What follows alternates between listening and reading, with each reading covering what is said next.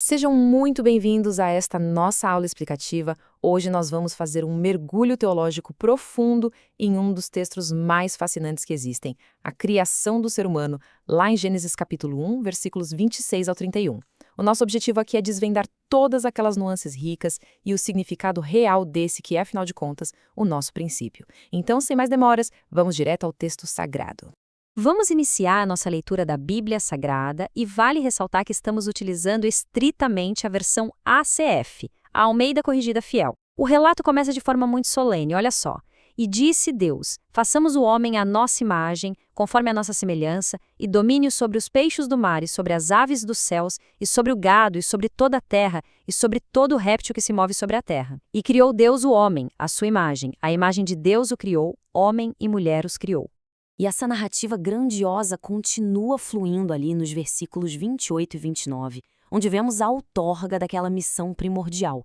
E Deus os abençoou, e Deus lhes disse: frutificai e multiplicai-vos, e enchei a terra, e sujeitai-a, e dominai sobre os peixes do mar, e sobre as aves dos céus, e sobre todo animal que se move sobre a terra. E disse Deus: eis que vos tenho dado toda a erva que dê semente, que está sobre a face de toda a terra, e toda a árvore em que há fruto que dê semente, ser-vos-á para mantimento. Para fechar essa leitura, o texto fundacional atinge o seu ápice absoluto nos versículos 30 e 31, concluindo a obra magistral daquele sexto dia. E a todo animal da terra, e a toda ave dos céus, e a todo réptil da terra, em que há alma vivente, toda a erva verde será para mantimento.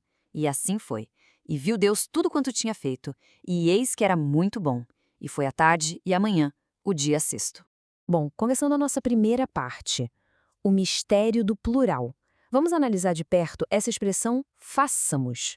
O que é realmente fascinante neste trecho e que chama a atenção logo de cara é uma anomalia linguística. Subitamente surge um verbo no plural. Até então, a narrativa inteira vinha descrevendo a criação no singular, tipo haja luz. E para compreender esse plural de façamos, existe um debate exegético gigantesco. Como explica de forma muito clara o professor Glauco Machado, do canal Coluna de Fogo, juntamente com o texto do Comentário Bíblico Moody, nós temos 3 linhas teológicas principais aqui. A primeira aponta direto para a Trindade, sugerindo que Pai, Filho e Espírito Santo atuaram em conjunto nessa criação suprema. A segunda possibilidade foca na corte celestial, imaginando Deus comunicando a decisão aos anjos, e a terceira teoria seria o chamado plural de majestade, onde a forma plural reflete, na verdade, a grandeza ilimitada do Criador. Qualquer que seja a perspectiva que a gente adote, o ponto crucial é inegável. A criação humana recebeu uma atenção divina muito especial e totalmente deliberada. Avançando para a parte 2. Imagem e semelhança divina. Algo que vai muito além da forma física. Sabe, é muito fácil a gente cair na armadilha de pensar no divino em termos antropomórficos, tentando limitar Deus a um formato corporal. Mas a profundidade dessa expressão é infinitamente maior. O comentário bíblico Moody traz um esclarecimento cirúrgico sobre isso. É vital entender que a humanidade não recebeu uma semelhança física com Deus. Em vez disso, o ser humano foi feito semelhante nos poderes espirituais. Pensa bem, foram concedidos privilégios exclusivos, a capacidade singular de pensar, o intelecto refinado para se comunicar e, acima de tudo, a responsabilidade moral. A raça humana foi dotada desse poder de escolha justamente para que pudesse manter uma comunhão genuína e uma amizade verdadeira com seu Criador. Esse é, sem dúvida, o peso glorioso de carregar a imagem divina. E assim chegamos à parte 3, o mandato de domínio, focado em responsabilidade e cuidado. O versículo 28 não entrega apenas uma bênção. Na verdade, ele entrega um propósito de vida. Fica muito claro que possuir a imagem do Criador exige de nós assumir responsabilidades ativas. Existe aqui uma relação maravilhosa de equilíbrio, sabe?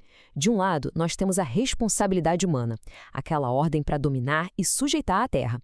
E como bem ressalta o professor Glauco Machado, do canal Coluna de Fogo, esse domínio não é de forma alguma uma licença para uma exploração irresponsável. Pelo contrário, trata-se de um encargo de cuidado e administração. É uma verdadeira consciência ecológica para preservar a majestade do nosso planeta. E em contrapartida a todo esse trabalho, surge a provisão divina.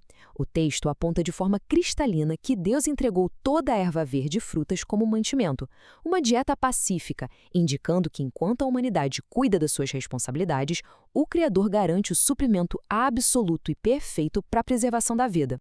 Vamos então para a parte 4, provisão e perfeição. É aqui que vemos a satisfação suprema do Criador. Após toda a preparação daquele ambiente físico e a criação do ser humano com a centelha divina, o grande clímax desse relato não é apenas terminar o trabalho. É, na verdade, a avaliação da obra pelo seu grande arquiteto. Notem como a linguagem muda no versículo 31.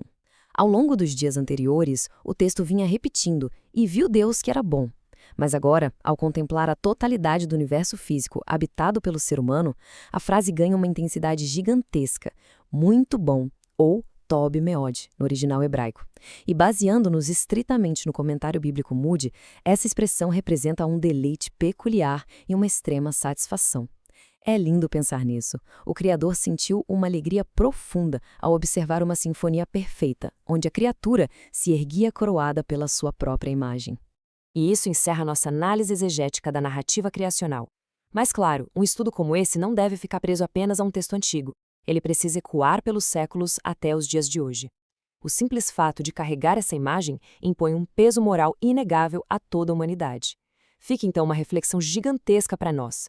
Como exatamente a gente, no meio do cotidiano moderno, consegue refletir essa sabedoria, esse cuidado pela criação e essa imagem do Criador através das nossas próprias atitudes. É uma busca constante, dia após dia, pela restauração desse propósito original. Muito obrigado por acompanharem esta nossa aula explicativa até o fim, um grande abraço e até a nossa próxima análise.